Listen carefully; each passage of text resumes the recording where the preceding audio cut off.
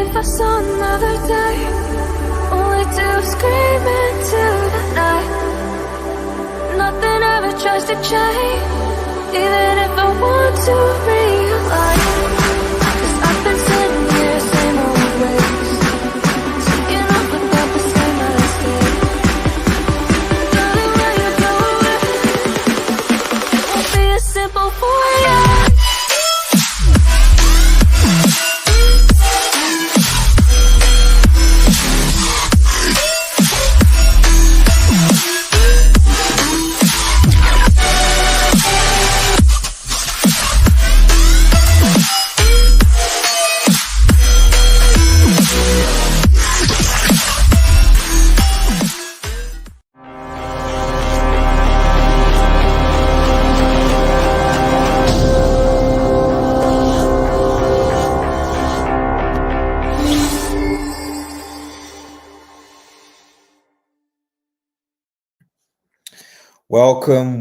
Welcome, guys. RDS here, back again. I'm joined with Tom for our deadline day stream. Obviously, the transfer window closes at 11 o'clock, so it's about 15 minutes away from now. Obviously, some breaking news coming in that Sofyan AMRABAT is confirmed. Manchester United, welcome to Manchester United. Sofyan AMRABAT. We're probably doing a welcome video tomorrow. But before we get into it, remember, guys, if you are new to the channel, remember to like, share, and subscribe to Red Devil Studio. Follow us on Twitter and Instagram, and smash the notification button.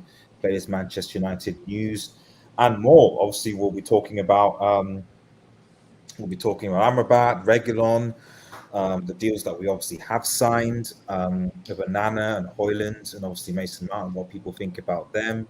We'll also be talking about the outgoings and also some of the lack of outgoings, and basically where you rate the window. On top of that, like it is a Friday night, so this is actually a Q&A as well. So as you see in the chat, if you have questions you want to ask to me or Tom, by all means, ask them in the chat as well, and we'll get to them as well. Before I get to Tom, big up Big T, smash likes, everyone. Yeah, please smash those likes, guys. We've got quite a few people watching, so please smash those likes. Smashing us, and I'm pissed off. I hope they don't get relegated. Yeah, I mean, well, to be fair to Fulham, like I told you, Samasi, it's actually Scott McTominay's fault. So if Scott McTominay had agreed to go to Fulham, then Fulham would have let Paulinho go, and that wasn't the case. So there you go. And Abbas is saying, AMRABAT, welcome, bonjour, fair enough. Yeah, well, welcome to Manchester United, Sofia and AMRABAT, man. So Tom, man, how are you feeling? Yeah, I'm good, G, as always. And yeah, anybody who's coming in, as always, like, share, subscribe, people, and get the channel growing and everything. And like G says, if you've got questions or anything, put them in the chat. We'll read them out as we go along. So yeah. Cool. Right, let's get into it. So obviously, there's a bit of breaking news coming out now that Sofyan AMRABAT has basically been confirmed for Manchester. Essentially, is official for Manchester United now. So obviously this was a deal that obviously a lot of people wanted. It was a very, very big deal.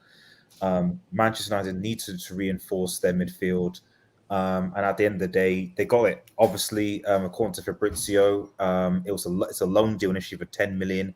I think with about 20 million with an option, it seems to buy, not obligation, which I think is good. No. So fair enough to Manchester United for sorting that out. Obviously, depending on how well he does, if Manchester United need to get a midfielder, etc. Can the squad compete on all fronts? We'll see about that. But yeah, what are your initial thoughts on the AMRABAT deal? How we got it worked out. And how was it right for Manchester United? Well, really, if it comes down to it, where they've paid they agreed a loan fee with Fiorentina to get him on loan for the how can I say, Man United and Fiorentina have almost. Man United got what they wanted as part of the deal, which was they wanted a loan with an option, but then Fiorentina have got inevitably what they would want in the end, should United buy him as well. In the long term, which I think it's a solution that they would look into doing. But if it doesn't work out for whatever reason, or there's a major injury, it means that they can effectively just walk away from it. at the time. But Fiorentina, really, they wanted 30 million, around about that sort of figure. They're going to get that if, like we say, they've got an I think it's an 8.6 million pounds loan fee straight up. And then if Man United buy him outright for the 25 million euros that's actually in the agreement as an option to buy, if they wish to trigger that and buy him permanent, then I think that's around 21 million pounds. So it roughly takes it to around 30 million, which was what Florentina were looking for as an overall price, but also United got what they wanted because it means that they haven't breached the FFP regulations, because they can then register him as a next season player when you go into the next calendar year for, say, January, if you wanted to sign him, or you wait until the whole of next summer and then you sign him, and it's almost as if he's one of next summer's permanent signings. And effectively, that's how it would work based upon that. So, really and ultimately, Florentina got what they wanted. And as far as I'm aware, anyway, with what the understanding was that Manchester United had actually sent Matt Hargreaves over to Florence to actually negotiate the terms of the deal. They were happy to agree upon the loan.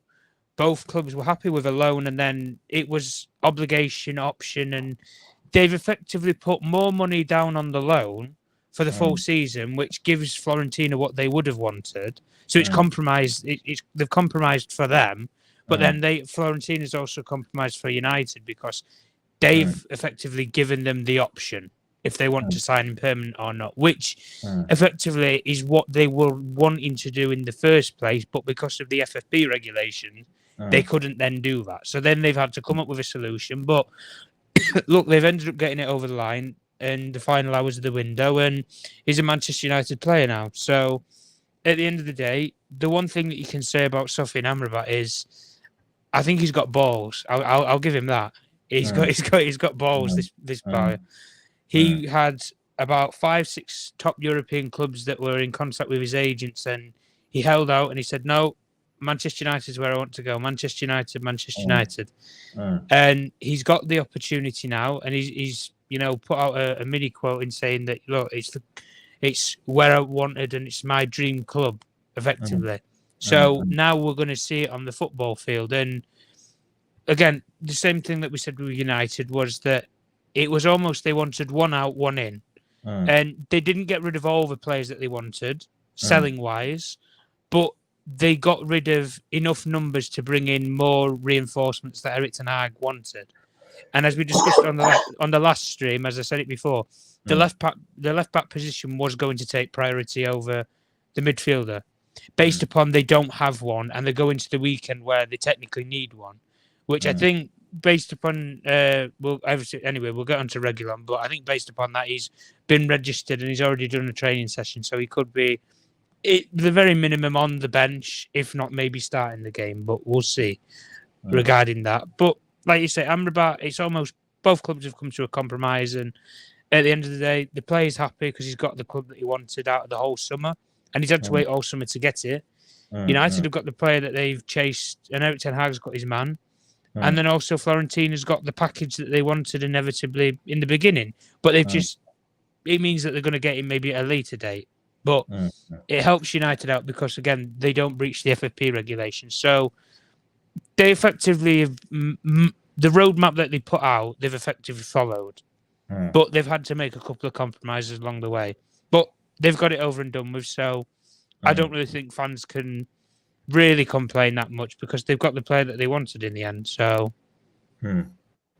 yeah, I mean, at the end of the day, we'll talk about how we'll rate the transfer window in a little bit, and I obviously share my sort of personal thoughts on what I think this means and how United will be, I guess, going forward.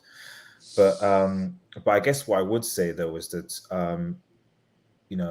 much like a lot of things, it would have been nice if this was obviously handled or done a lot earlier, especially given that Sofyan Amrabat hasn't effectively had a proper preseason and will probably need some time to get up to sort of match fitness. You'd think, I don't know, but you'd think he needs time to get up to match fitness.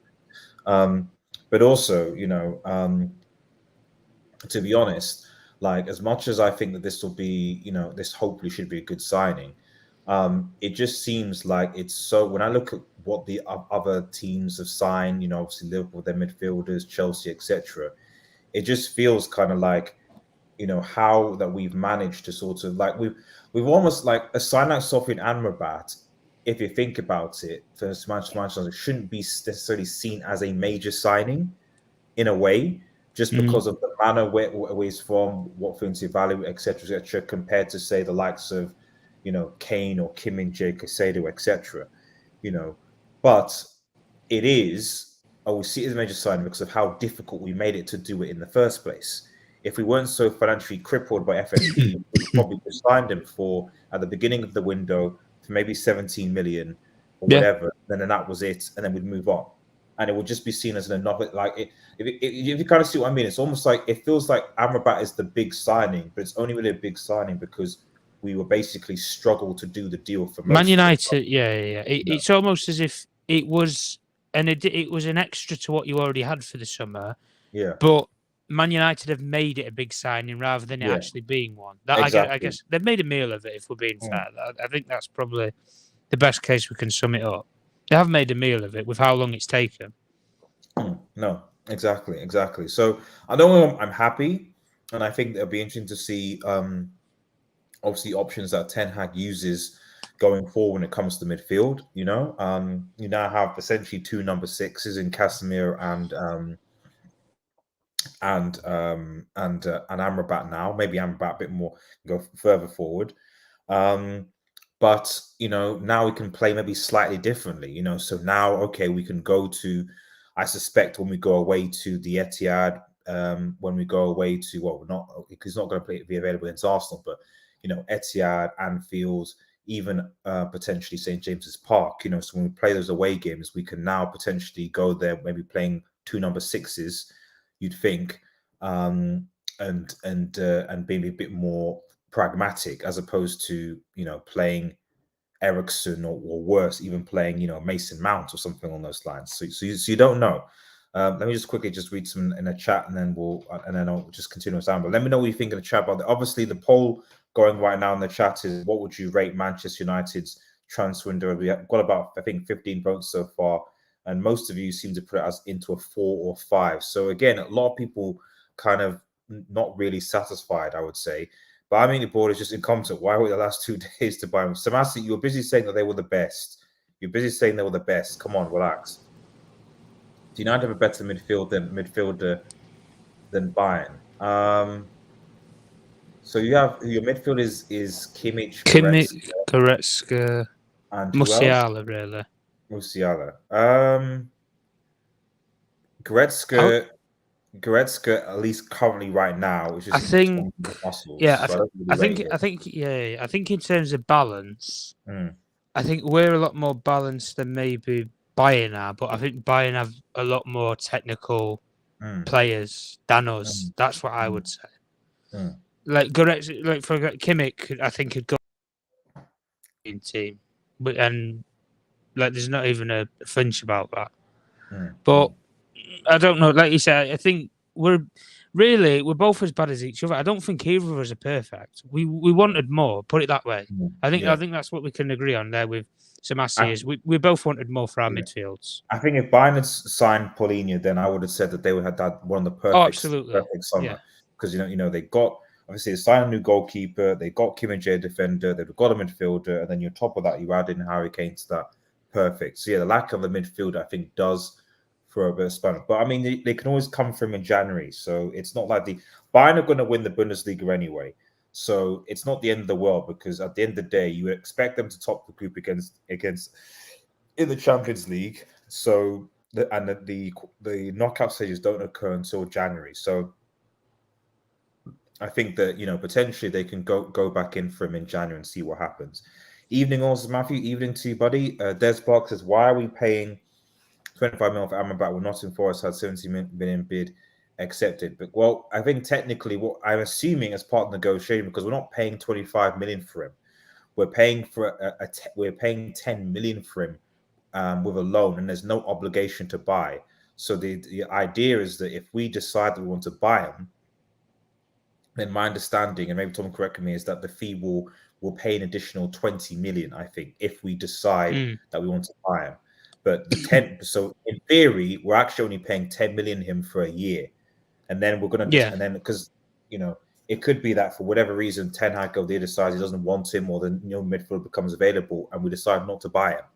So yeah, so technically we're not actually paying. Since I think I think if we the second thing obviously is the financial fair play. We wouldn't have been able to spend that amount on the financial fair play. So this loan deal helps us basically sign Amrabat, but in the financial fair play thing. Yeah, if we had the money, we could easily pay Yeah, 70. yeah. If If we they, don't. yeah, that was that was really the plan. Is that they expected to have sold a lot more of the players that they did, for which they wouldn't have like just scraped by the FFP. They felt like that they would have been landslided, so that they would have had the extra cash on the side to buy that other midfielder that they wanted. But effectively, they didn't get that far over the line because they didn't sell enough. That was the issue. And even on deadline day, you see many clubs, they sell 3-4 players. United, like really today, they didn't sell anybody on deadline day. Like, I think that sums it up, doesn't it, really? No, exactly. Shout out to Big Team in the chat. Who is the marquee signing for Manchester United? Asked Matthew. I would argue, I guess it's got to be Onana, to be honest. Out of all the players, where you're like, okay, this is the dude to take United forward in terms of his ability. I would say it's Onana, to be honest. So Tom will be right back. Yeah, Onana. Because everyone else, at least in my personal opinion, is average.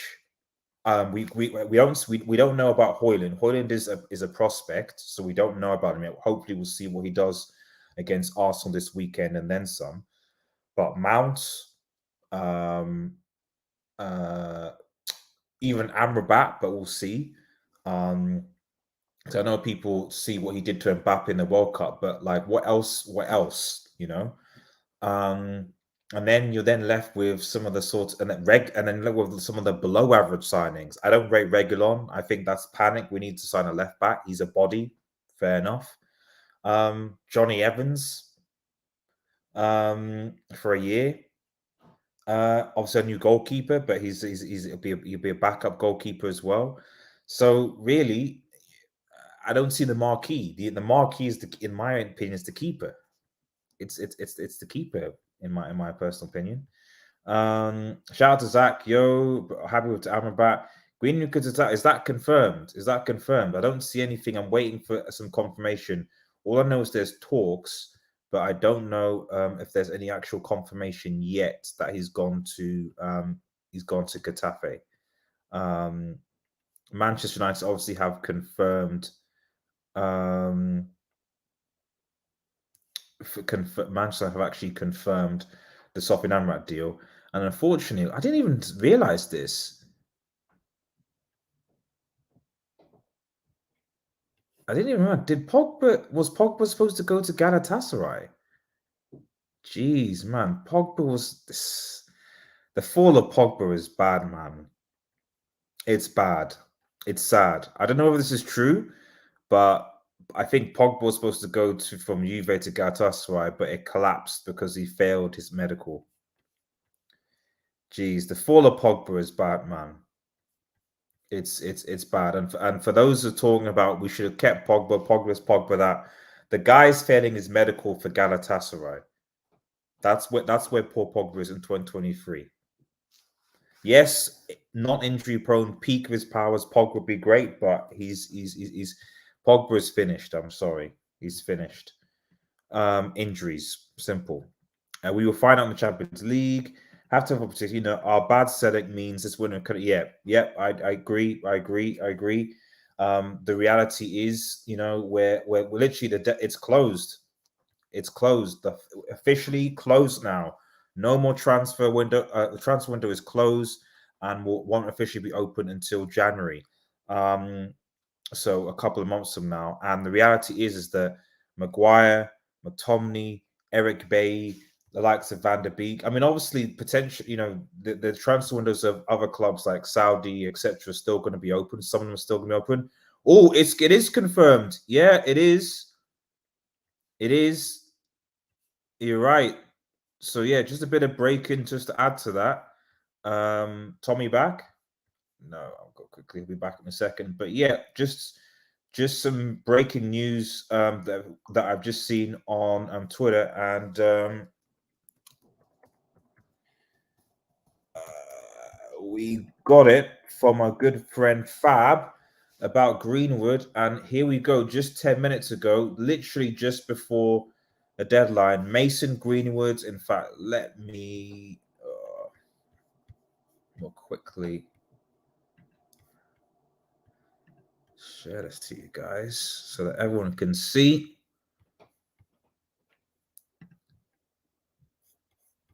Where is it? There we go. Oh, yeah, it's not here. Sorry, everybody.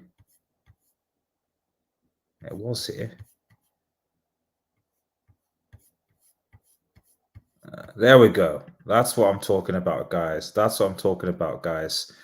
So, yeah, breaking just coming in. Mason Greenwood to Manchester United. Sorry, Mason Greenwood. No, he's going away from Manchester United.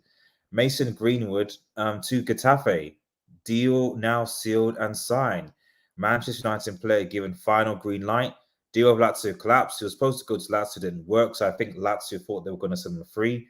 I'm expecting that it's because it's deal now sealed and signed.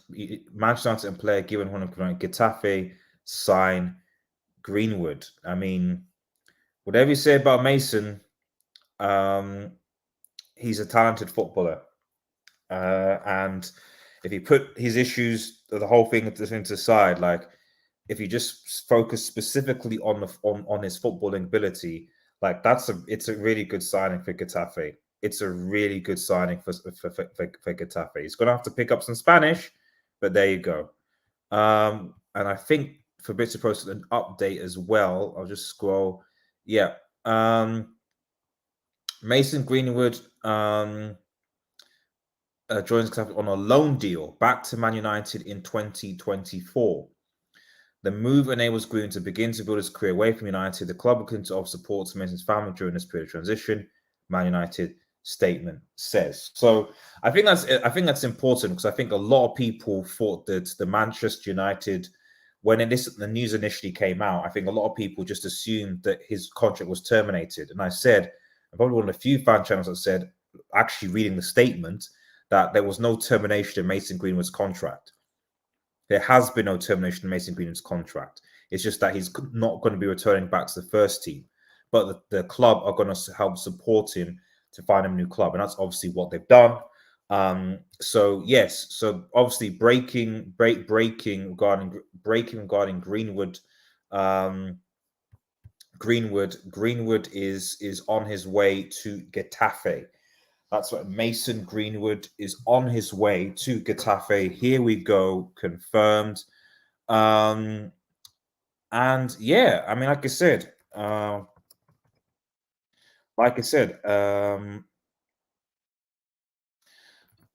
just think that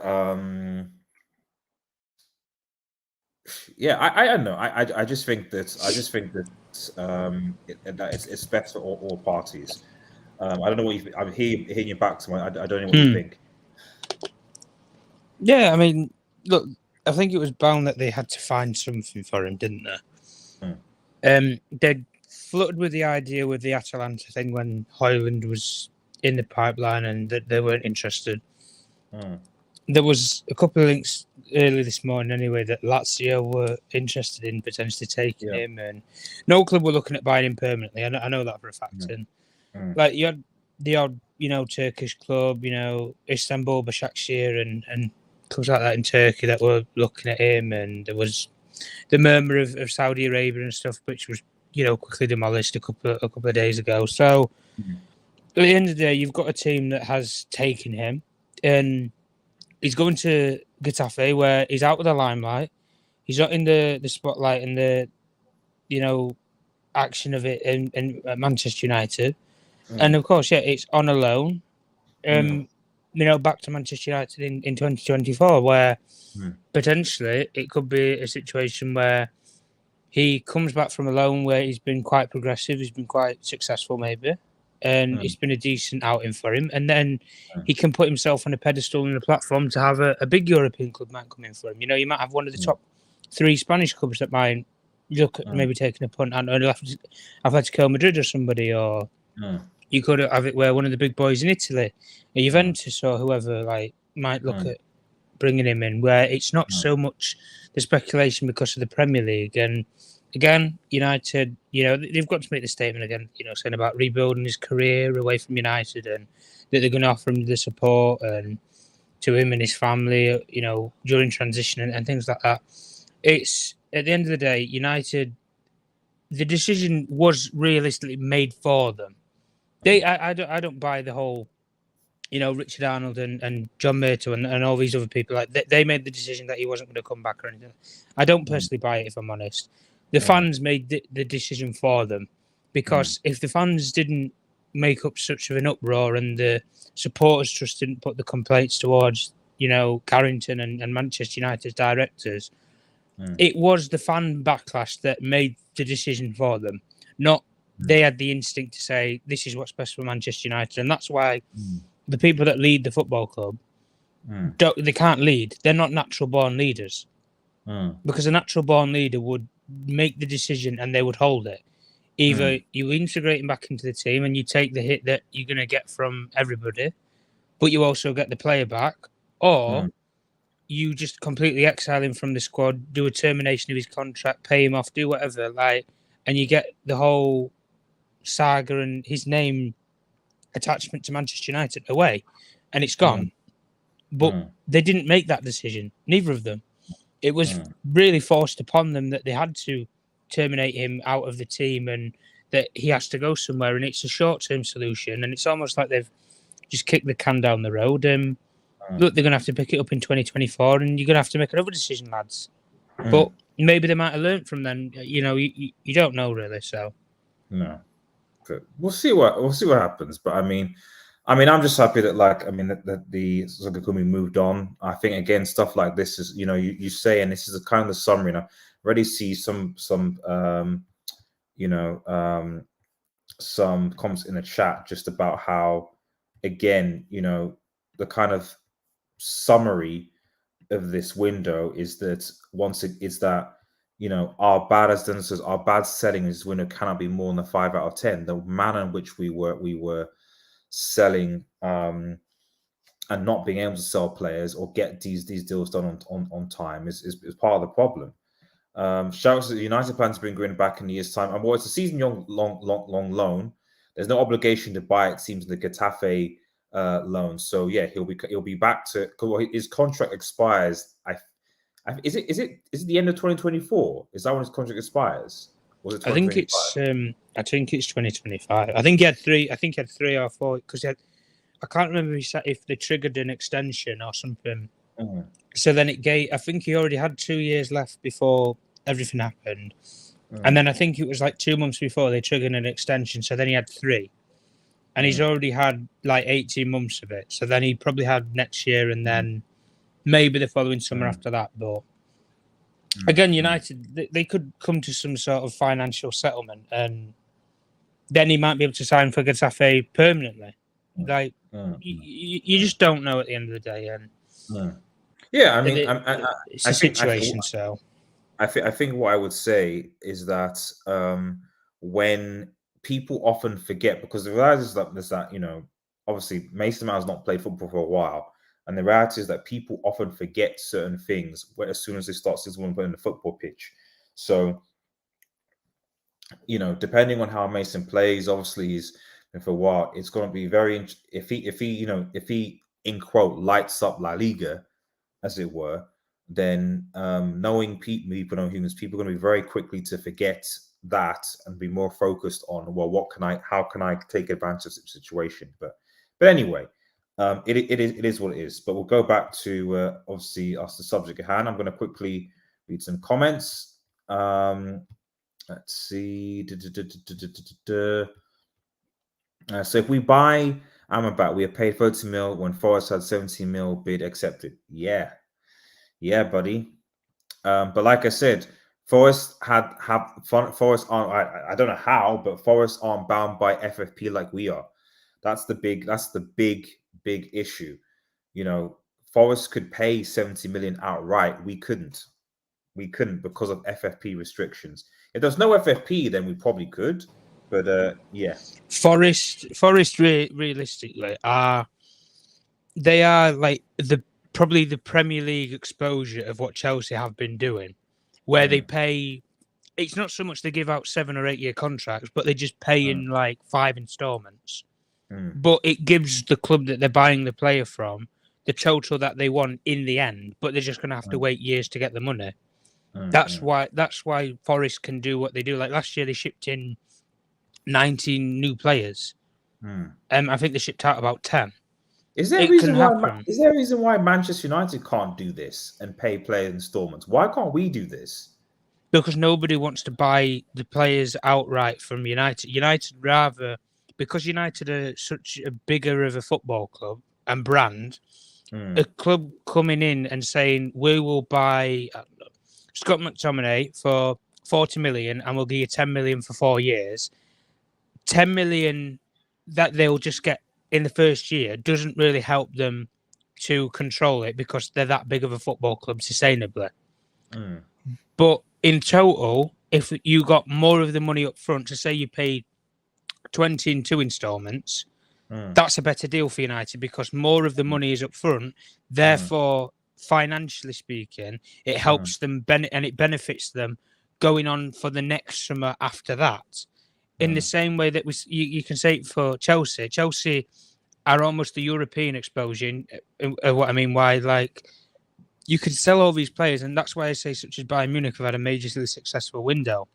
They've had I think they've had a net spend of around 34 million. 37, yeah, exactly. Yeah, they've taken out so many players out of the firing line, but they've also, with the money that they've recouped, they've made investments into it, and they've just added a little bit on top because they don't have FFP playing up their ass. So it can happen, and I understand what you're saying, G. Why can't United do it? It's based upon that United aren't going to accept £10 million per year because it doesn't benefit them like it would, say, a Fulham or a Wolves, where they don't necessarily have the commercial revenue that United have that they need to sustain year after year, but they can wait for the money because they, let's not play it down as it is. Wolves, for example, they could go down, but they're still going to get that £40 million package over 4 years. So effectively, that money will still come in, which could help them maybe get back to the Premier League. And long story short, I guess that's how financially football clubs run.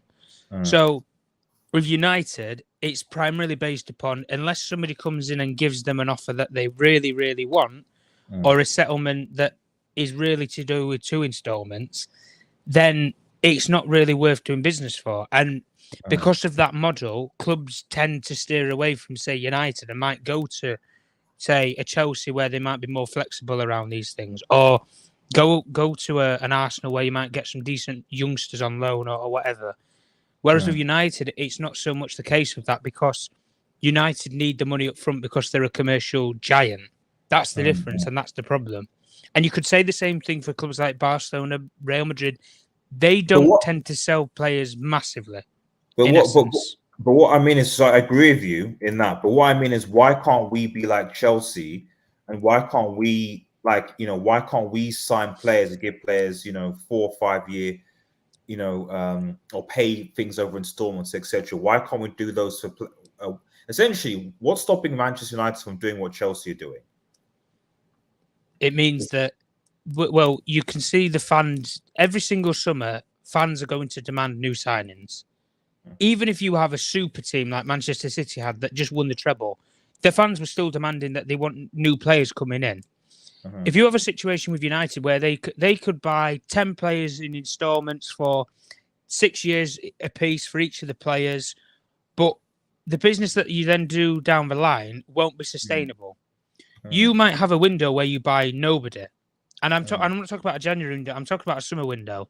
You might have a situation where you buy nobody, based upon that you're still paying off everything that you had done in the past, and because United again can't sell players well, sustainably, they aren't going to, in essence, be able to do a Chelsea or what, say, Nottingham Forest do, maybe on a lower scale level to the European elite clubs, because commercially United are the biggest. Therefore, spending is, open checkbook. You can buy the best players in the world when it's sustainable, but because it's not sustainable at this current time, United have the cap on not only the FFP, which is football related, but financially because of the gross debt that they have on the football club and the interest payments. So the money that basically United make goes towards the debt, not towards a new stadium renovation, towards, I don't know, lowering the ticket pricing for match going fans, or the merchandising for the shirts, or even just like you said, buying a player. It doesn't go towards anything like that. And as we've said before, and we've said for well over months now, it's down to the ownership at the end of the day, and that's where, in a way, I do have a little bit of sympathy for people like John Murtough and Richard Arnold, because the hands are tied. They can't do anything about this. This was there before. This has been here before them, and even if they leave tomorrow, it will still be there after them. So they can't really do much about that other than just manage it. You can't get rid of it because the ownership aren't going to get rid of it. That's the difference. Yeah, the same old. I mean, to be honest, the biggest transfer of the summer would have been new ownership, and I think myself, so included, that's what I was expecting. That's what I wanted. That's what I hoped. But obviously, we're still waiting for that to happen, and hopefully it will happen. But we'll still see. Will Amrabat be eligible he won't. I think he's missed it. So he's not going to be eligible, but he will be. I think after Arsenal, we go into an international break, don't we? I think we play Don't we play Brighton, or I have a feeling we're going to an international break after this, but he'll be available against Brighton, basically, which is good. Yeah. We played because I before Amrabat and even Højlund, depending on their availability, I was thinking I'm expecting at least 2 back-to-back L's against Arsenal away and against Brighton. Now this, I'm thinking, okay, we still might lose against Arsenal. In fact, I won't be surprised if we do, because we're not great at the Emirates. However, if we can get a draw, or if we get a loss but we beat Brighton, then I'll be a bit more optimistic. At home. Shout out to Rasmus in the chat. So accessible transfer window, especially on the outgoings. I think a lot of people would say that. I think looking at the chat again, looking at the poll, people that voted, I think most of you again 4 till 5. Some have said 6 till 7. So no one really rating this as average to sort of a below average window seems to be where most people are. Mr. Getafe should have right, yeah. Yes. So quickly moving on to reguilon. So I'm probably not going to spend too much time on this. Reguilon, obviously we were linked with Cucurella, but we didn't want to pay Chelsea's ridiculous loan fee, as we discussed in the transfer update show earlier this week. So Reguilon it is. He's a body. I think we can terminate the contract in Jan. So I anticipate. There's a break clause. Yeah, and anticipate that we will, because. To be honest, I believe Malacia will be back. I think sooner. He's out for 5 weeks apparently, but I think he'll be back far quicker than I think Shaw will. I think Shaw's injury sounds like he's going to be out for a while, and even when he comes back, it's still going to take some time. So, if I'm honest, I don't see Shaw coming back until Christmas period time, maybe November. But knowing Shaw's injury record, I wouldn't expect it to be any sooner. So, yeah. But thoughts in the chat, and thoughts, Tom, about reguilon. Like you said, it was that they were targeting Cucurella. That was the one that they actually wanted. the recruitment team, Eric Ten Hag, they all agreed upon that Cucurella was the priority one, that if they can get him, they want him. But they agreed a personal terms on an actual loan. Cucurella was happy even if that United were to terminate it in January. The players' side was happy with everything that the deal proposed. But Chelsea didn't want to include a break clause. And that was what put the camel's back on it. United and Chelsea were actually close to a compromise on the actual loan fee agreement. I think United initially offered 3 million. Chelsea wanted 9, and I think they were going to meet in the middle around 6. United, I think they were haggling over, they were getting towards 5, and then Chelsea were coming down to about 7, and then it went to about 6.5, and then they would have probably got there in the end. But the stumbling block that broke the camel's back was that Chelsea didn't want a break clause. They didn't want Cucurella coming back in January because if Cucurella comes back in January, it means that Chelsea registering any new player in January, it means they have one less squad number that they can register. But also, when he comes back in January, they can't actually sell him, loan him out or anything because he's already been out to one club initially. And by the football guidelines and transfers rules, you can't ineligibly let a player go out on loan more than once in a season. So if United terminated it, they have a player there that's just stuck there. And if they have the covered players, like they have, the Ben Chilwells, the Wesley Fofanas, whoever can play left back in that team, which they have players that can fit the role, even though they're not natural left backs, they would effectively be stuck with a player that they don't want. They've already sent out on loan once. So really, in essence, if they can't get somebody to take him for the full season, they're better off just keeping him because they might be able to get somebody to buy him in January and they can still sell him or loan him for the remainder of that season, effectively. So that's really why they turned their alternatives towards Reguilon.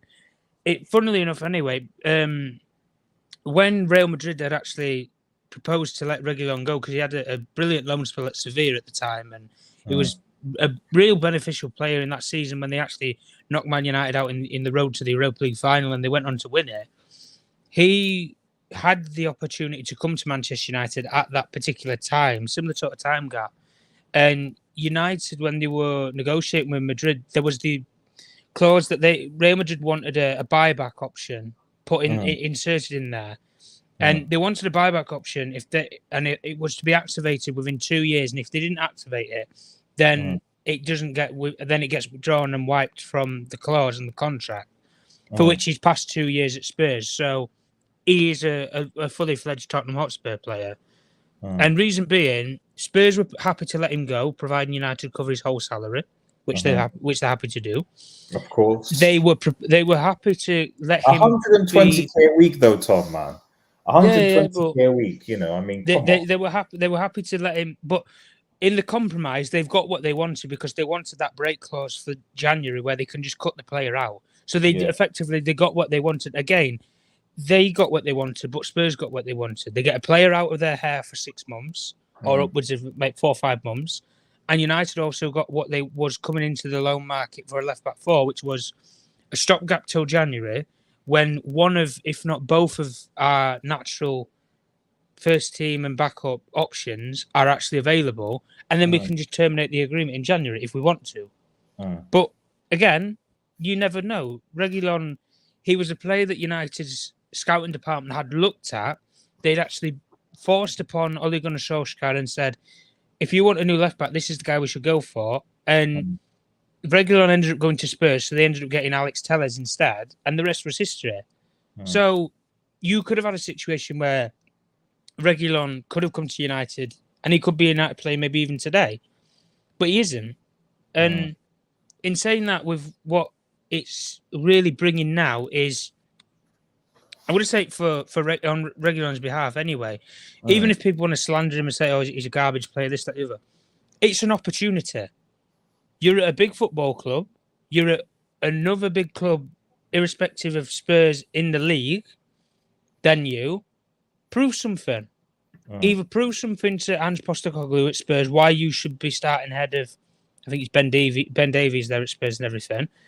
Prove to him why you should be starting over him based upon what you've done at Manchester United on loan, or excel at United, and maybe an option might come open where United might say, Daniel, how much would you want for him? What, 15, 20?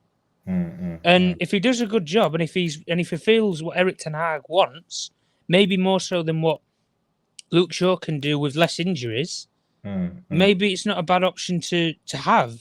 And you then could have a situation where Malacia might go out on loan in January or whatever. You rise his stock a little bit, and you sell him in the summer for a profit from what you actually paid for him. So there is solutions there, I guess, for Reguilon. But the thing that springs to mind with this is it's a surprise because it's something that we didn't expect at Manchester United, but it also it's an opportunity for him. So he's got to get, if he wants to get his career back on track, this is the chance to actually do it. You have an opportunity. It's for 4 or 5 months. Play consistent football week in, week out, and you might get a big move to United, or you might break back into that Spurs team. So really, it's a win-win for all parties, even including the player in this case. Rasmus, big up Rasmus man, says, I used to rate Reguilon when we were linked with him 2 years ago, but he has been bang average player for Spurs. He hasn't shown that he has what it takes for the EPL. Yeah, I mean, that's what I'm saying. This is, as Tom kind of says, like, it is kind of like almost like an opportunity. You know, like for me, this is his last kind of, you know, opportunity, maybe, you know, so he uses it as, I mean, you know, the best case scenario is he uses this opportunity to try and market himself, as Tom said, to United, to a Spurs, or even just to another club, because like the guy, as far as I'm aware, has no interest. There's not really many clubs that are interested in signing the guy. So if I was Reguilon, I would use these next few months as a way to either generate interest from United, try and force way into Spurs team, or at the very least market yourself to maybe a Spanish team, Italian team, or whatever team, you know, so that can see you play on the big stage, because you're going to be playing in the Champions League, you're going to be playing regular Premier League football, potentially. I don't know, because quite frankly, I would start Dallo at left back, not Reguilon right now, but we'll see what happens. But you know, there's a way, there's means for him to basically to advertise himself. It's just whether he does or not. If he doesn't, then it's on the player. Let's quickly move on. He talked about Greenwood recently. So yeah, just briefly, I think we're just, you know, and obviously chat obviously get involved, you know, so for those obviously in the comments, but on top of obviously Amrabat, we did obviously sign Onana, Mount, and Højlund as well. Like, don't forget Jonny Evans. Don't forget Jonny Evans now. Actually, you know what, we'll talk about actually I had a Jonny Evans thing actually. I don't know where my Jonny Evans label is. Give me 2 seconds. Let's quickly talk about this. Because we had to sign. Let's talk about Jonny Evans, because that was a today's signing. So good old Jonny Evans, man. Good old Jonny Evans, man. Shout out to Johnny. It's good to see him back. I mean, okay, what I'm going to say about this is that I don't understand. I really don't understand the centre-back situation at the Manchester United right now. I'll just keep it a stack. I don't. And you know, the reality is that for me personally, we have Eric Bailly, who for me would be, out of all the centre backs we have, for me, he's probably 3rd or 4th. You know, you can play Lindelof. You can say Lindelof is maybe 3rd, depending on what he does. But I would put Bailly as a best centre back that we have available, behind Varane and Martinez. I don't understand how we're in a situation where the club now has Lindelof, Maguire, Varane, Martinez, Evans now, and Bailly. So we basically have 6 centre backs at this football club. That is insane. We don't even have that many midfielders. Well, do we? Yeah, we do technically. Yeah, because McTominay. We have 6 midfielders, which is fair enough because there's 3 midfield positions. You know, but we have 6 centre backs, and the fact that we've not been able to get rid of Maguire, we weren't able to get rid of Bailly. Obviously, Lindelof was still going to be staying, and now we signed Jonny Evans. I just don't understand. I generally don't like. And the thing is, like, if you're Maguire, you're kind of like, For me, I don't. If you're Maguire with Bay, I'd be like, guys, like, even though I love Bay, I think he's quick, I think he's fast. He's injury prone, and maybe there's some disciplinary issues in the scene in the background. But if you're Maguire, it's like, so you just gonna just sort of like, you just basically just gonna become a Phil Jones, get injured, collect your cash, and that's it until your contract expires. You know what I mean? Like, is that literally what's going to happen? I don't know. I don't know. I mean, it's a difficult one because you can say it for what it is. It is just a stopgap. That is what it is, and it's 1 year. I've seen the DM. Hey, fair enough. They're probably like, we got the signing, man. So, but like I said earlier, guys. I mean, at the end of the day, if you put his obviously situation aside, he is still a very talented footballer. Yeah. So and look at it for what it is with Greenwood. I mean, he's still 21. Yeah. He has got a career still ahead of him, even past what's actually happened. There is still he's still a young player at the end of the day. The reality is, if he balls in like whatever he says, like if he balls in La Liga, if he backs him, there are going to be teams, players, things that, especially because they're going to monitor and see the reaction, etc. There are going to be teams that are going to sign this guy, especially if he balls. He's 21. He's 2-footed. He's one of the best finishers I've actually seen at Manchester United. So at the end of the day, there is a but, G. He's a youth player, so you maximize whatever you can sell him for. You scrape the absolute barrel for, like we were saying with Scott McTominay, because in terms of FFP, that is a dream. If you can get rid of a young player at any football club, if you can get rid of a young player for over £30 million, that is gold dust to a football club. And Chelsea, they get rid of at least 2 or 3 each year for in excess of 20-30 million pounds each player. Man United, we sell our young players for 1 million. Yeah. We sell them for less than a 2-bedroom flat in London, mate. So a joke. It's a joke. Yeah. Back to Jonny Evans. I mean, look, also, one second before I give some comments.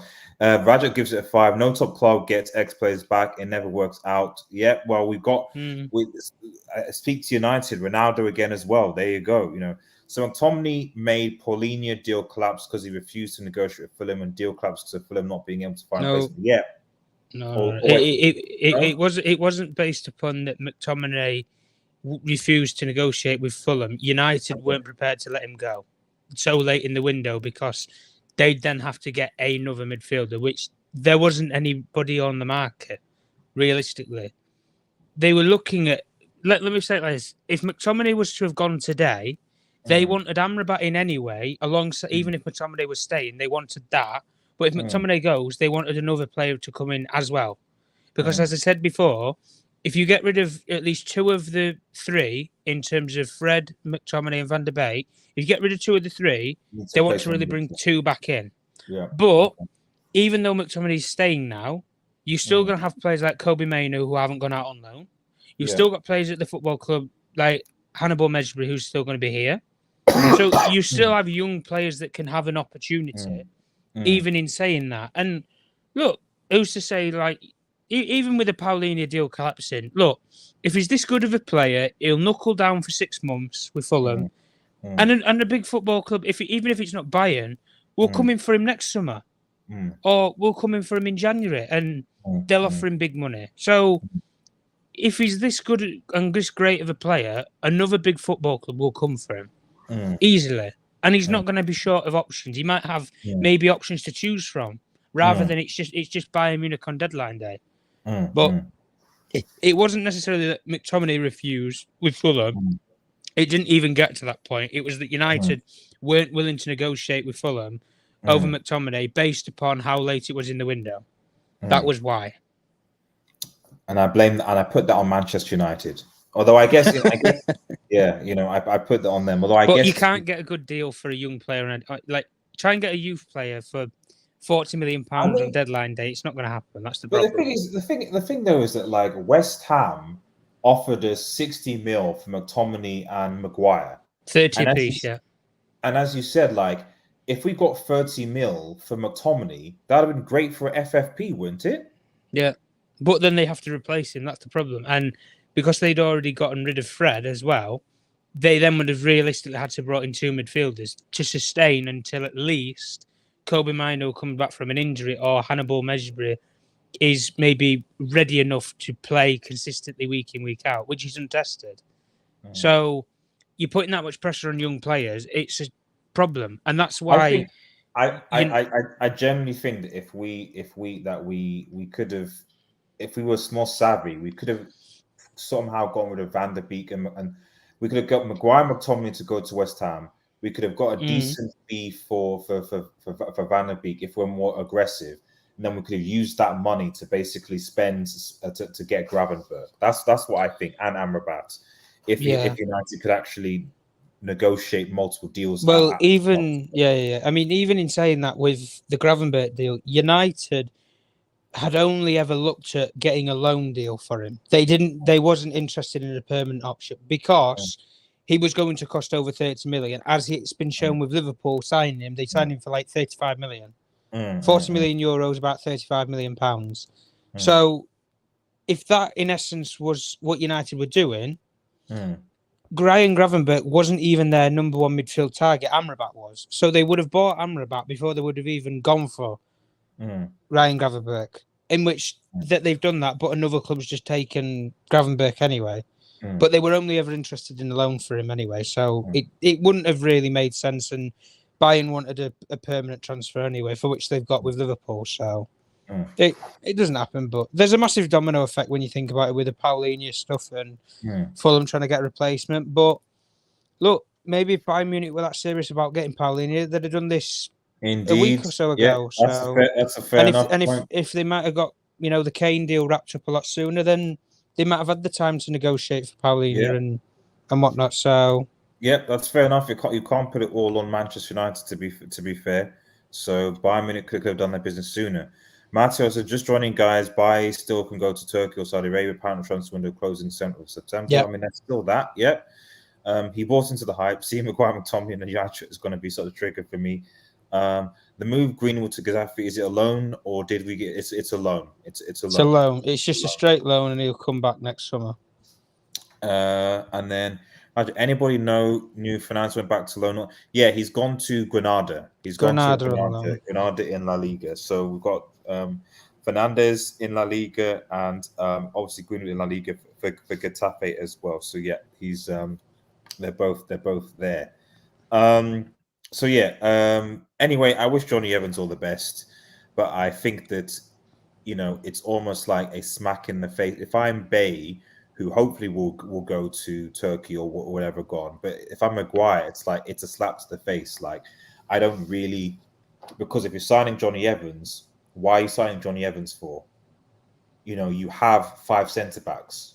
We've got Varane, Martinez, we've got Lindelof.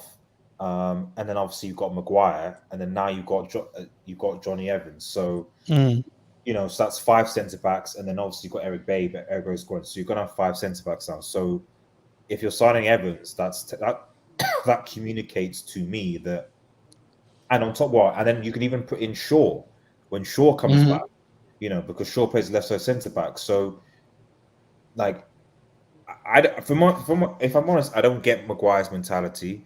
Because if I'm Maguire, I'm thinking I am 6th choice centre back at Manchester United. 6th choice. The only person I'm ahead of is Eric Bailly, who Eric Ten Hag has an issue with, whatever. But I'm behind Luke Shaw. I'm behind Jonny Evans. I don't get it. So I don't really understand.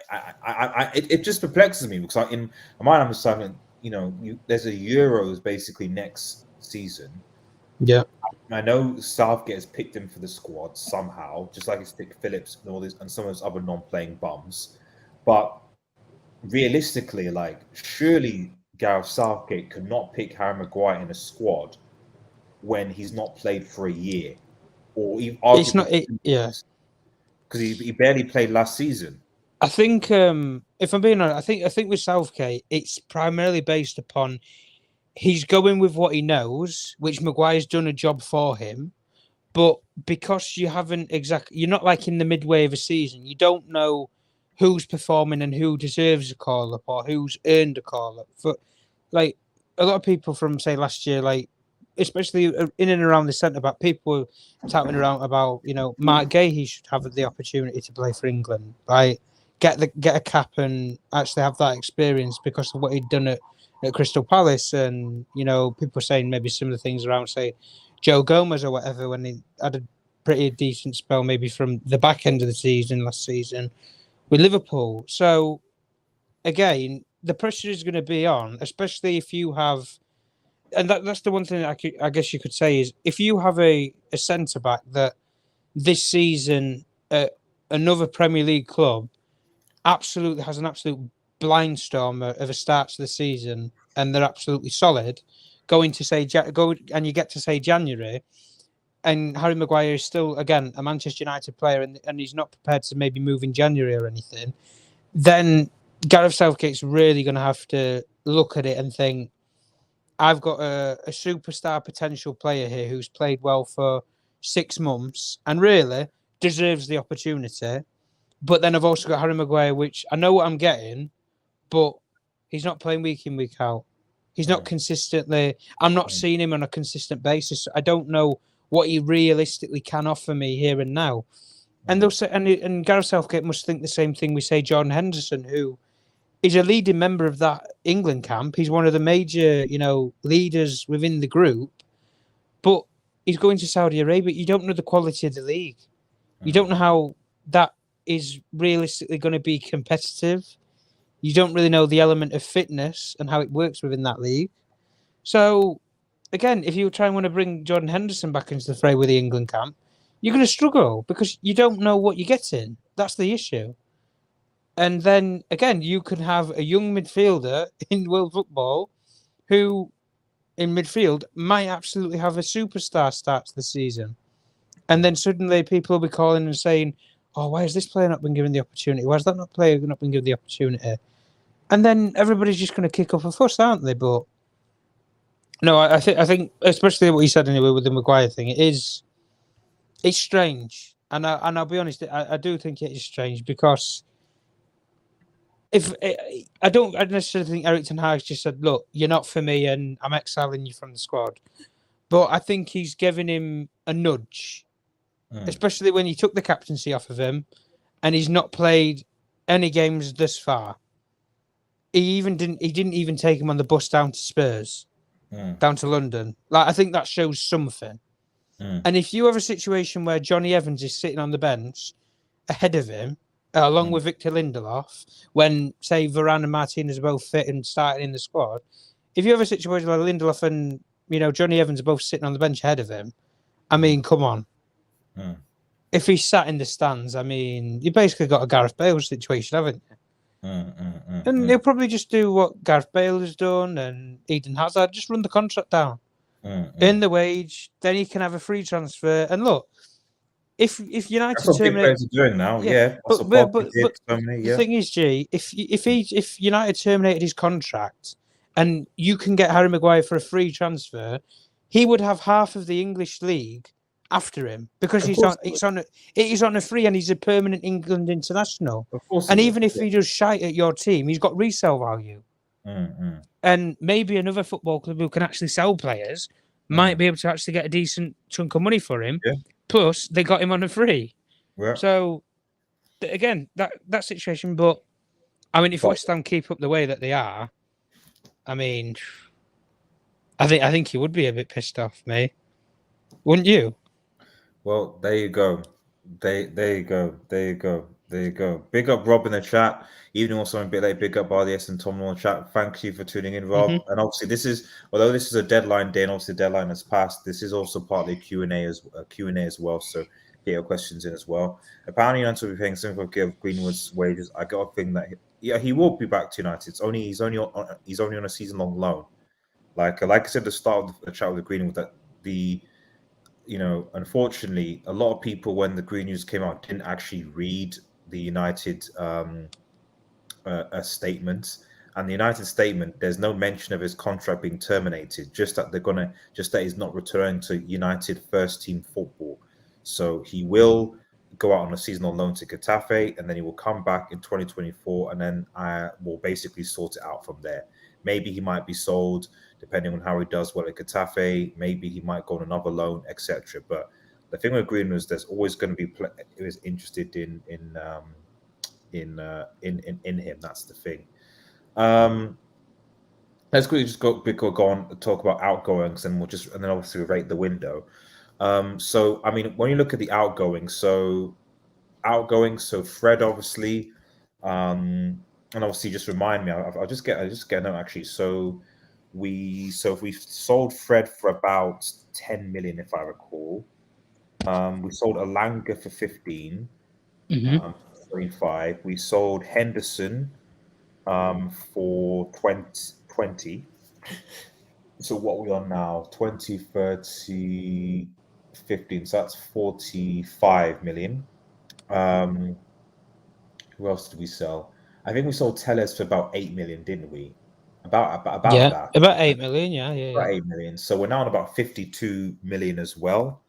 Although, I mean, it's funny because we sold Tellez for 8 million, but then so we sold Tellez for 8 million, but then we decided we're going to how much were we paying for reguilon for 6 months? 120k. 120k. 20k. So, are we paying a loan fee? We're paying a loan fee though, aren't we? No. You're not paying a loan fee. Okay, just 120k. No. Okay, fair enough. They were happy if you just cover all of his wages, and they wouldn't charge you to have him. Okay, that's fair enough. Okay, so but I mean, you can make an argument that is Tellez better than reguilon? In my opinion, he is, but it is what it is. Manchester United transfer business, baby. Obviously, so we're on about just 52, I think. Then you include that we sold obviously Mengi, Iqbal, and I'm trying to think, did we sell anybody else? Our keeper, Kovar.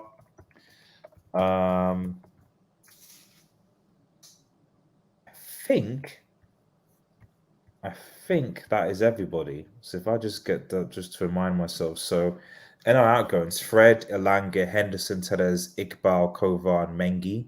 1, 2, 3, 4, 5, 6, 7. Obviously, I'm not including the people that we let go for free. Obviously, De Gea left, but De Gea when it's a free agent, I'm talking about pure sales. I don't know if it's in the chat. Is there anybody else? The new owners. Yeah, we'll see. I still think the Glazers, enough said, but there we go. Amrabat has been so over-anticipated because of desperation that I worry he flip-flops like all the desperate signs. I hope I'm wrong. Well, this is what I said at the start, Don Ragnar, was that with Tom, was that I actually, and I know I'm going to get criticized a clip for this, like I don't view Amrabat as a massive upgrade over Fred. Like I don't. I mean, aside, I know people showing the clip of him doing the Mbappe at the World Cup, but he's okay. He's all right. The only reason why this signing is seen as bigger as it was because one, United have basically not made a marquee signing this summer unless you include Onana. That's the first thing. And the second thing, because we've been linked to him for so long since June, the fact that we got him on deadline day and the fact that we needed a midfielder gives us the impression that it was a major, highly anticipated sign. But if we'd signed the guy at the beginning of the transfer window in June for, I don't know, 15 million, then I don't think anyone would really be saying, "Oh, this is the major big signing" or whatever. Or if Nottingham Forest or Fulham or any of those teams had signed, then we'd be like, "Yeah, okay, that's fine, move on, that's it." So yeah, it's because of the way we signed him and the manner in which we signed him that I think that we've got this now. We've now built Amrabat into this guy who's now going to suddenly rescue Manchester United's midfield. I personally think that's not going to be the case, but we'll see what happens. Was there anyone else that we let go? I think that's the one. Yeah, and that amount probably comes up to probably no more than about 55 mil.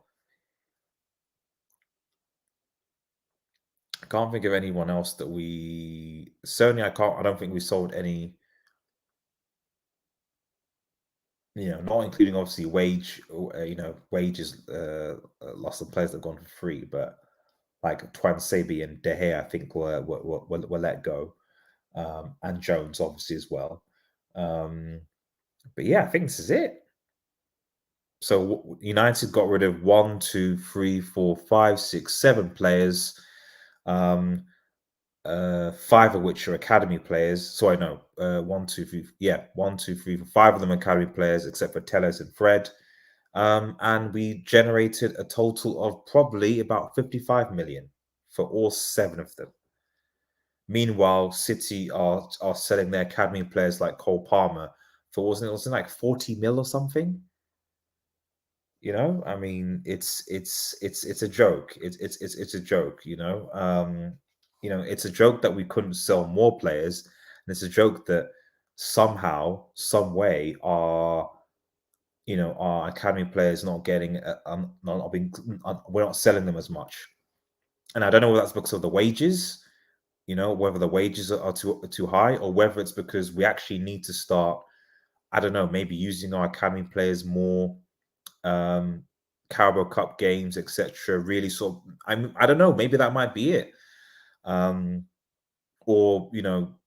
our negotiating teams, but I don't know. I mean, I don't know what you think, Tom. Like why is it that we cannot get bigger prices for our academy players compared to, say, the likes of City, the likes of Chelsea, for example, even Liverpool sometimes? Ooh. Oh, Tom might be back. So, let me know what you think in the chat. Why is it that we can't get it? Why can't we? We should have sold Rashford or Key. I mean, what I would say is that if PSG came with an offer of 100 mil for Rashford, I possibly wouldn't say no. Because we got that 100 mil, and on top of that, it helps us with FFP massively. But yeah, sorry, Tom. My question was, what is the reason why can we not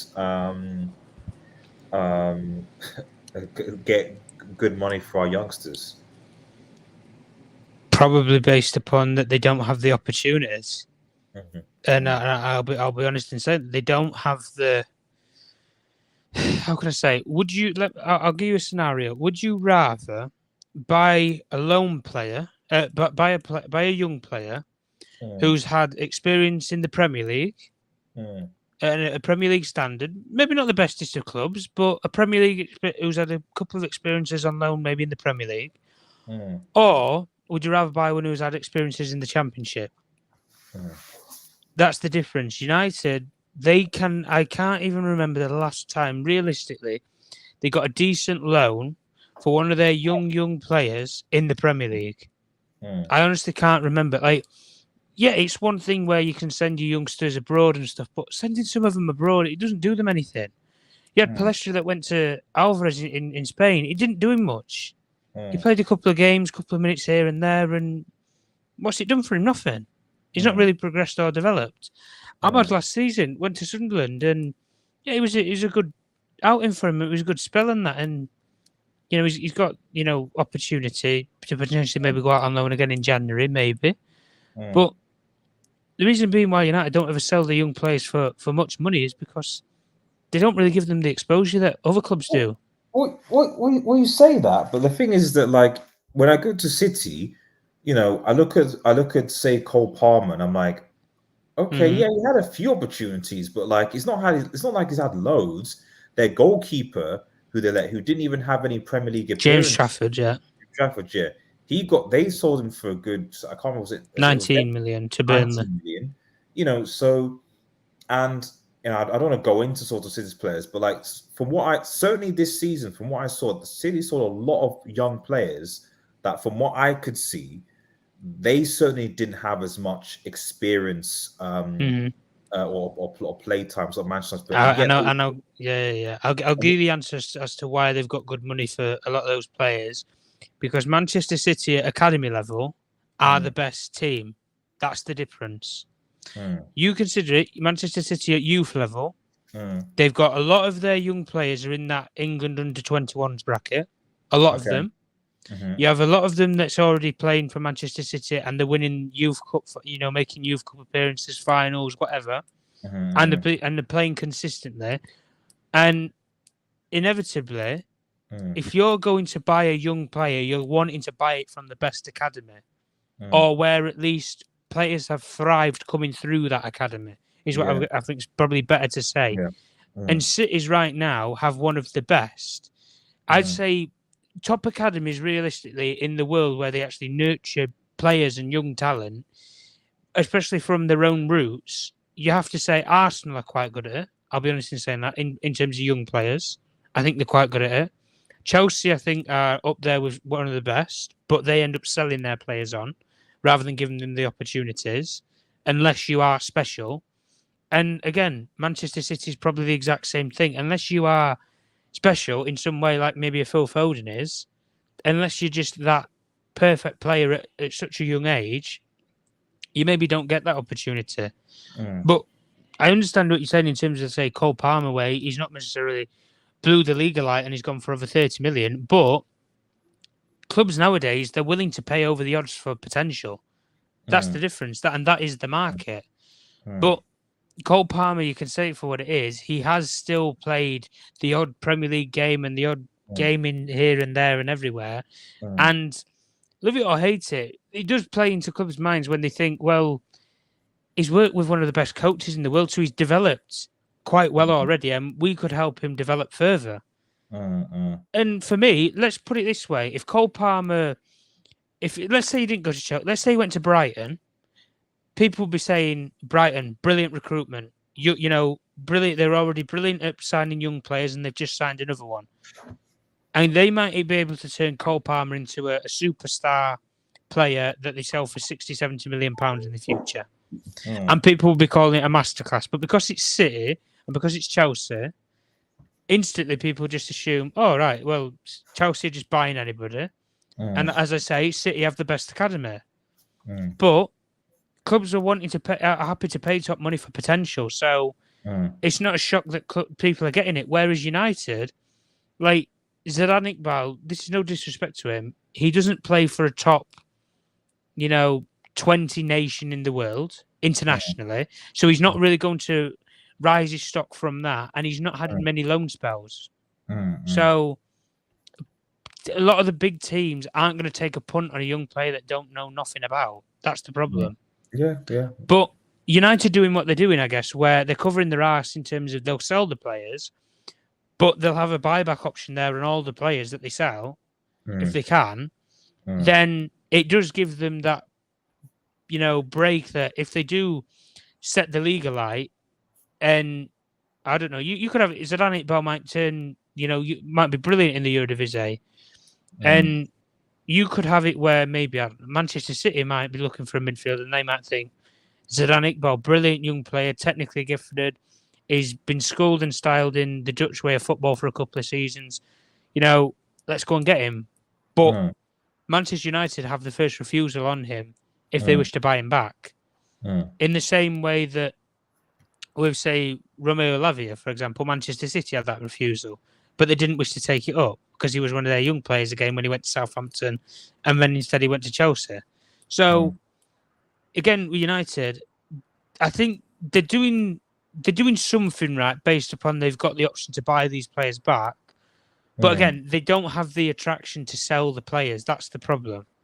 And because they don't have that, sector, and because, let's say it for what it is, United at youth level are realistically unbalanced. You might have maybe one young player that breaks out every year. Last year it was Alejandro Garnacho. Maybe a year or so after that it was Hannibal. The year or so after that it was Mason Greenwood, and then maybe a couple more years down the line it was Marcus Rashford, and then this year looks like it's Kobe Maino's year.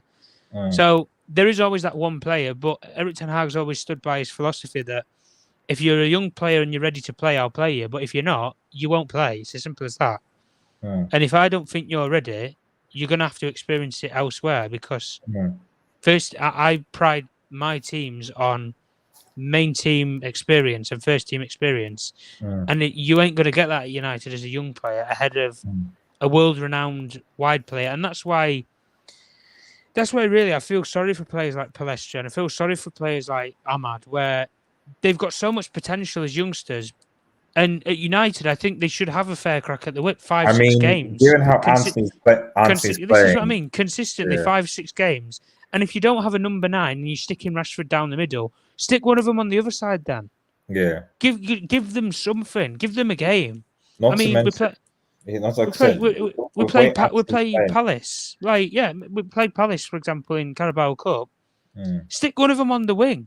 mm. And if the game's not going so well for you, right, you can bring all your main players in at half time and try and blow the second half. To be honest, Fire the cannons at the I don't Stretford know. end. I just think I just think it's look at Klopp now. I know for a fact that Klopp is going to play his kids in the Carabao Cup and in the Europa League. That's Yeah. what he's going to do.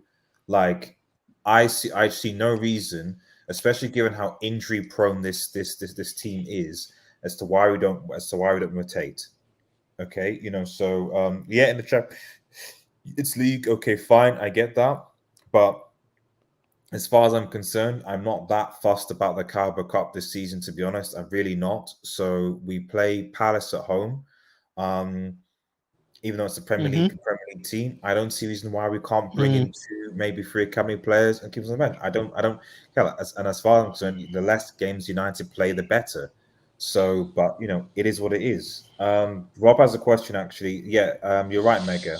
You're right, and you should ask the question: how is it that City have a world-class academy despite Manchester United being a bigger club or being on bigger for longer? That's a question for those who are so anti-state-backed takeovers. Let's put it that way. They have a world-class academy. Well, look at it from this City Football Group, a range of 9 clubs. I think it's about 9 or 10 clubs over 3 or 4 continents. They're going to get world-class youngsters come through the academy, even if they're not local from Manchester.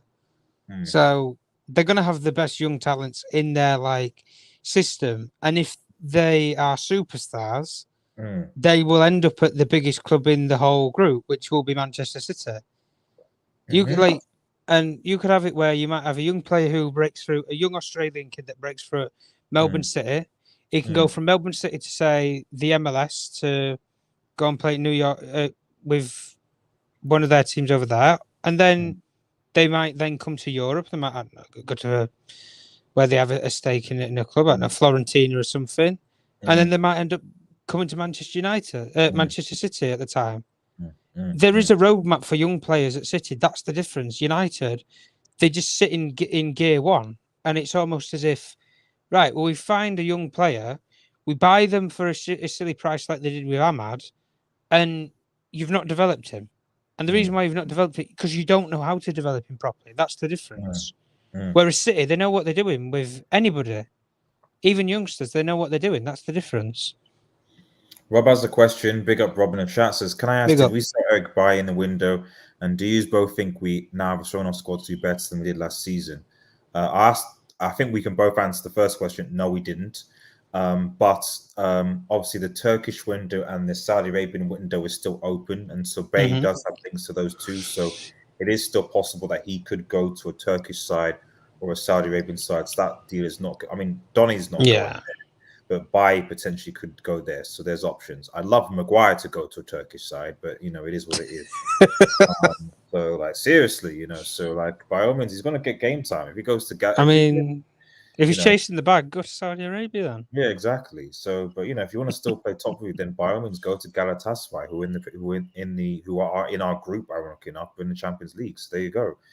And then the second part, and do you think that we have a strong squad to do better than we did last season? I mean, that kind of, I guess, brings us on to our, and obviously just want to say, yeah, big up.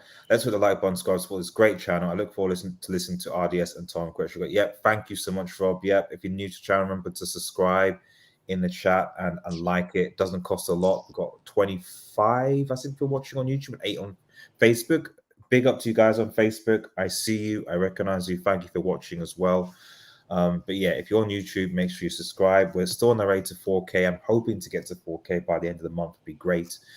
So yeah, support the channel as well. Why do we release Eric Bible Son of Thirds? I've got no idea.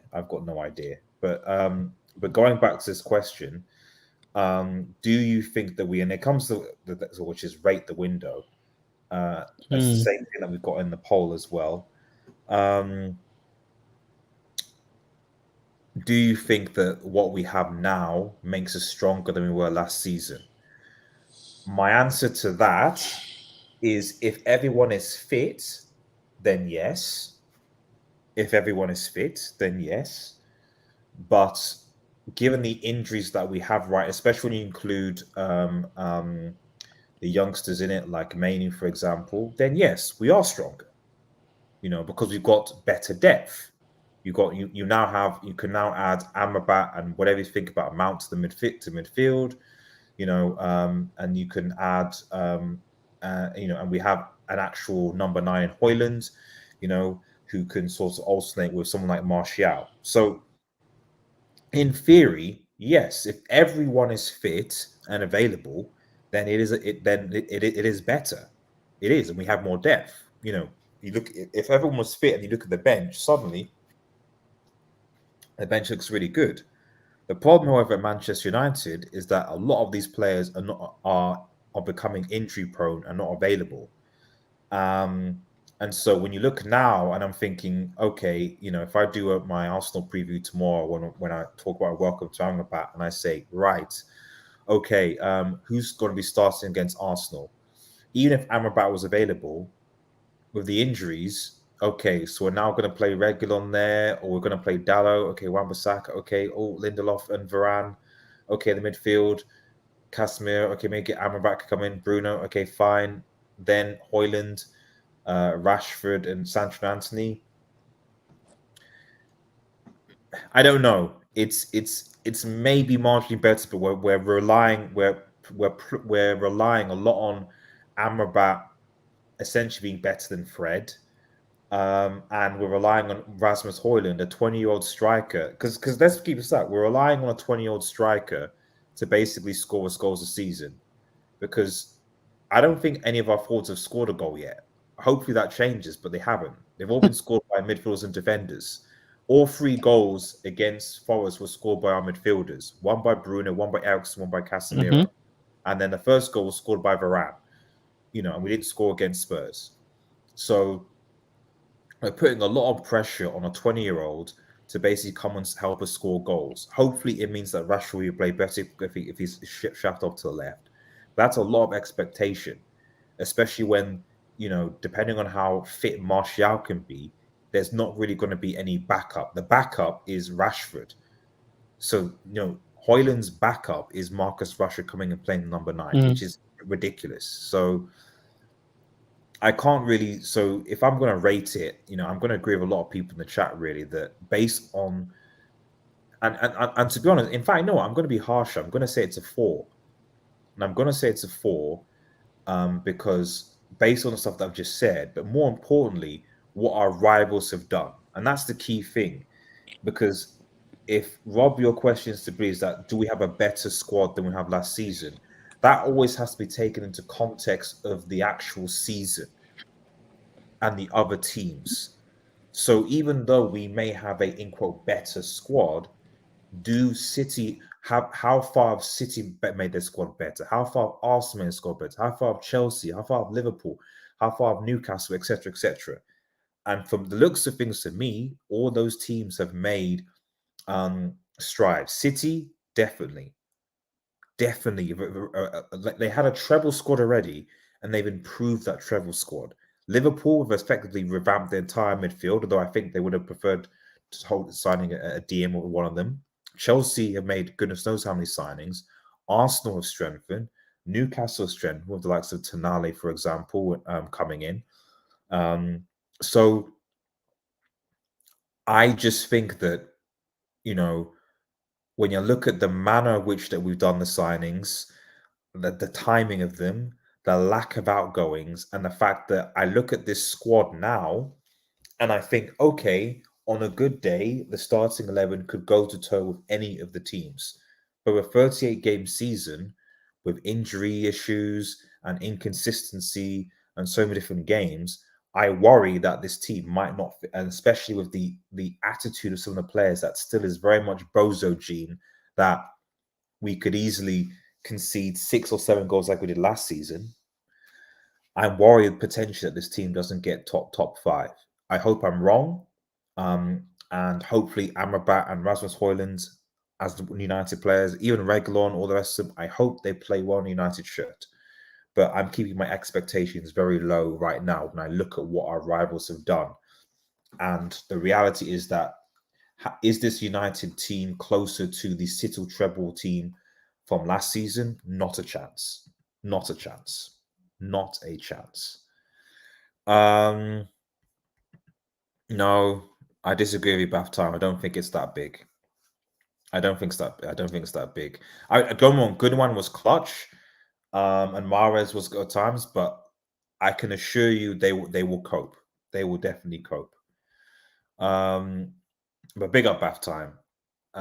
Yes, we got Amrabat, keep it. Yeah, and yes, that's what we got today. Those are the official. And I guess reguilon was confirmed today as well, wasn't it? Reguilon. Why is Donny still at the club? He's basically a squatter. Ask him Maguire, man. Ask them and Maguire. Ask them and Maguire.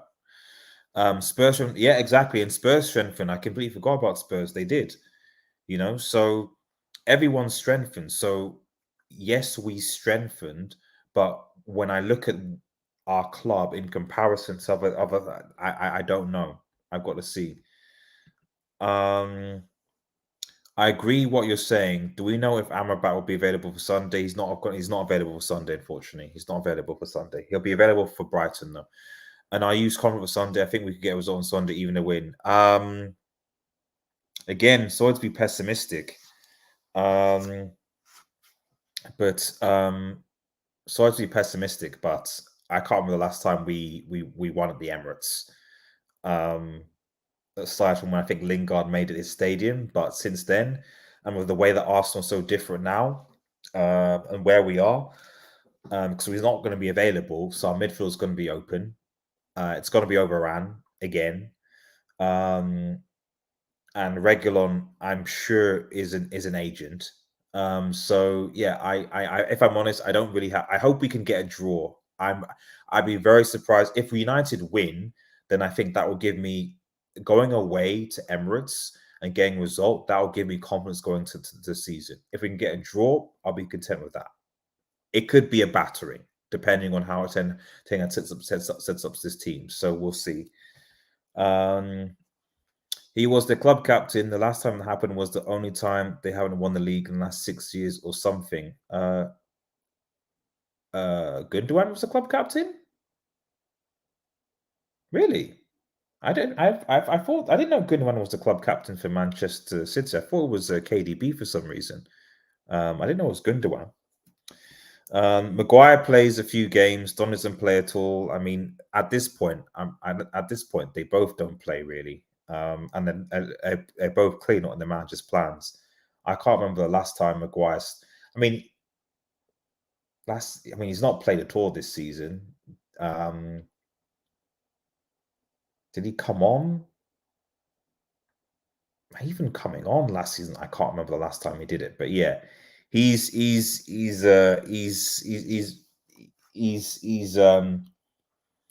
surplus to requirements. So, and you have to ask the question, like, at least with Donny van der Beek, you can be like, okay, maybe, possibly, if we get a midfield injury crisis, which is always possible with Manchester United, or then he might be available on an off chance. I just don't see how Harry Maguire is available, and especially to add spite, you basically sign a 35-year-old Jonny Evans on loan. As I said to Tom, I'm like, that's embarrassing. That's embarrassing. because you're essentially what, sixth choice centre back? Because he doesn't like Baye, so Baye's gone. Your sixth choice centre back. He's signed a 35-year-old Jonny Evans, and he puts that player ahead of you.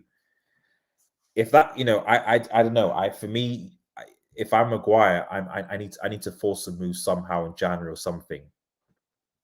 But it is what it is. And yeah, we loaned Greenwood to Getafe and Fernandes to Granada. But I mean, yeah, I'll just pass it to you, Tom, just to get some final thoughts.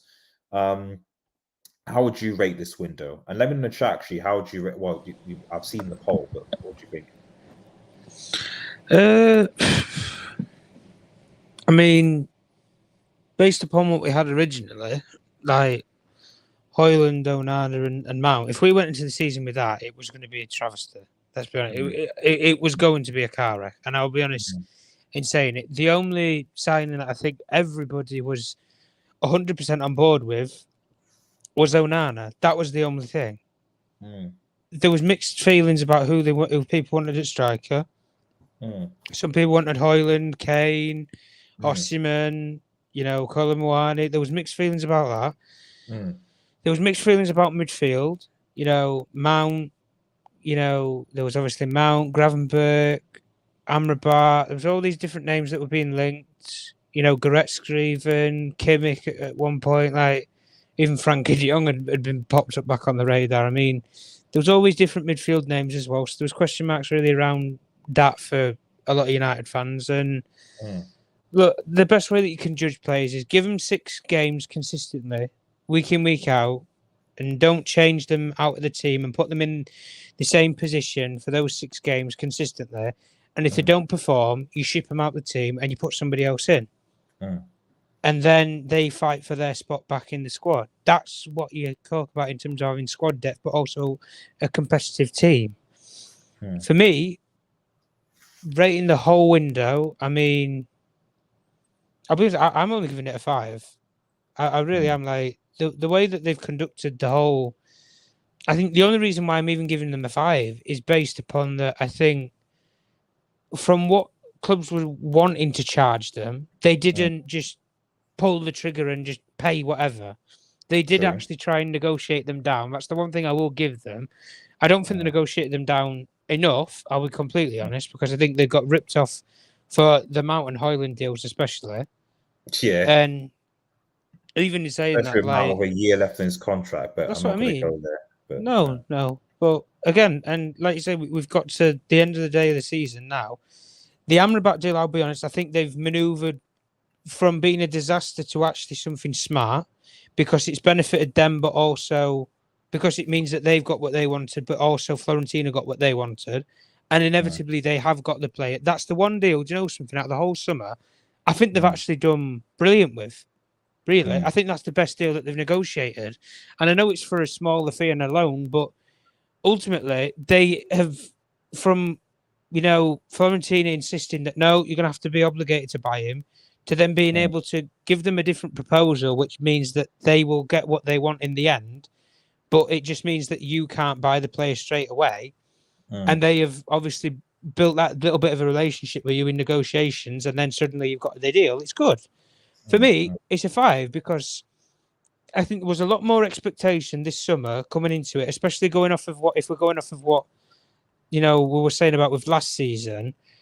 Everybody going into this summer, I'll be honest, nobody expected a new goalkeeper, if we're being real. Nobody expected to have a new goalkeeper. We all expected David De Gea to be number 1. I expected us to realistically get a world-renowned number 9, a midfielder, and maybe a centre-back. That's what I personally expected us to do. I was expecting a Kane, an Osimhen, somebody of that profile in the elite bracket. Then we have to sell players to fund a centre-back and a midfielder. That's what I was expecting. But we haven't. We've basically moved money around the whole team, and we bought more players in positions that don't necessarily. How can I say? The best thing that I can say is, I think the players that we've bought, I don't think they vastly improve us. If I'm being completely honest, I don't. I think I don't think Mason Mount's anywhere near Bruno Fernandes at number 10. I think if you put Bruno in 10 for 6 games and Mason Mount in 10 for those exact same 6 games, I think the drop-off would be massive. Between the chances, I saw that Chelsea, but yeah, the chances, the GA system as well between the two of them, it would be completely like Bruno Fernandes would absolutely ruin him completely. In the same way, you pull out Højlund, nobody's going to score goals at number 9, and we don't even know if the kid can bang in the Premier League yet. We don't even know. But if you're going to put him in, and if you're going to test a lot of these players, and that's why I think it's really suckish that Mount isn't available for the Arsenal game, because I think, personally, it would have been a perfect game for him. You need to have energetic midfielders in that game. You need them.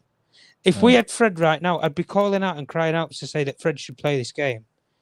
Even if we had AMRABAT, I would have still said Fred suits this game better than AMRABAT. Because Fred can get about the pitch a lot better than AMRABAT. Albeit AMRABAT is where you take to Anfield away, Etihad away. You go away to Munich in the Champions League. You're taking him and you're sticking him there with Casemiro. That's what I would be doing. And I'd put Fernandes in front of the two of them. And you just give Fernandes that free role to say, go and do what you want, because we've got 2 players that can cover your ass behind you. That is what you need to do. That's where AMRABAT's useful for. For me, Mount, you play him against teams like Arsenal, I think you'll get away with it. You play him against teams like Chelsea, I think you'll get away with it. You take him away to Anfield with Bruno Fernandes and Casemiro as a midfield 3, you're going to get absolutely run-legged over. And do you know something? 7-0 last time, you'd be lucky if you don't get to 10. I would really, realistically be shocked. Liverpool bossed Newcastle at St James's Park with 10 men, and they went on and won the game. Yeah. And they had a less man for like 60-odd minutes in the whole game. Man United go away to Anfield with that midfield. I'm telling you, they'll get absolutely run shreds of. Yeah. And for me, I'm saying a 5 based upon the. I think really it's been average. It's nothing that I didn't expect, but it's not what I anticipated we were going to do. But I think there's pros and cons to it, because a lot of people have been crying out for a new goalkeeper. I think it was time to change the goalkeeper, if I'm honest. I didn't expect us to, but I think it was time to. So I think that was a bonus that we weren't expecting. And like I say, a player like AMRABAT, I like AMRABAT as a player. I think he's a good quality ball carrier and progressor of the field. And for me, I think based upon what we've done business-wise, it's been okay. It's not amazing. It could have turned out to be a disaster if we didn't get the players over the line today, but it's just been okay. It's been average. It's not. I don't. If people are overhyping it and saying it's one of the best windows ever, we negotiated, all these teams down from prices X, Y, Z, and this, that, the other. Look, if we get to the end of the season and Højlund's been putting up the same numbers as Kane and Haaland were for last season, and Onana wins the Golden Glove and so forth, we win an FA Cup or something, then we might have a different opinion. But because we're in the free throw right now and we only know what we know, based upon what I know, I think it's been average. But I think we've got really the cover that we wanted. I think everybody was panicking if we didn't get the cover for Casemiro. Yeah, we need the midfield. We need the cover. But we've got that now, so that's really the covering sake, and I guess for that. Yeah. Right. Just going to do some final comments, and then we'll round up. But thanks, big up to everyone who obviously has been involved in deadline. We'll obviously, I know it's been officially announced, but we'll be doing a welcome to Manchester United, AMRABAT. Well, hopefully we can talk a bit about what AMRABAT will add to Manchester United tomorrow. It will probably be 10 p.m. BST, but possibly might be earlier, just depending on sort of circumstances. So, because I've got a bit quite busy over this weekend, so we'll see. Or we might delay it till basically he does his debut. I'm not entirely sure yet, but we'll see. I'll keep you guys posted. Wasted money on Manchester Don Ragnar. Bath Time says the issue about his fitness. He's a month away minimum with no preseason. I mean, he's, from what I know, he's going to play for Morocco during the international break. So hopefully he can have a kind of mini pre-season as it was to get his, because he's not going to play against Arsenal. And if we're going onto the international break next week, he'll basically be going away with the Moroccan national team. So hopefully playing, with them, can he get his fitness up, as it were, and do regular things. That would be for me the hope, because then at least, he come back, then comes back from playing with Morocco, then comes back into training sessions, and hopefully he might be at least come up to at the very least with a bench, because I feel like we need to play him against Brighton at home. I don't trust Eriksen. I remember when we played Eriksen, Casemiro, and Bruno against Brighton, and Brighton just took us apart. They really did, and they'll do it again. Did we keep hold of Palestra? I hope he gets more game time on the entire. I rate this window 5 out of 10. Same as Tom. He's spot on as always. Exactly. Yeah. And we did keep Palestra. He's not on loan. So he'll be in the squad.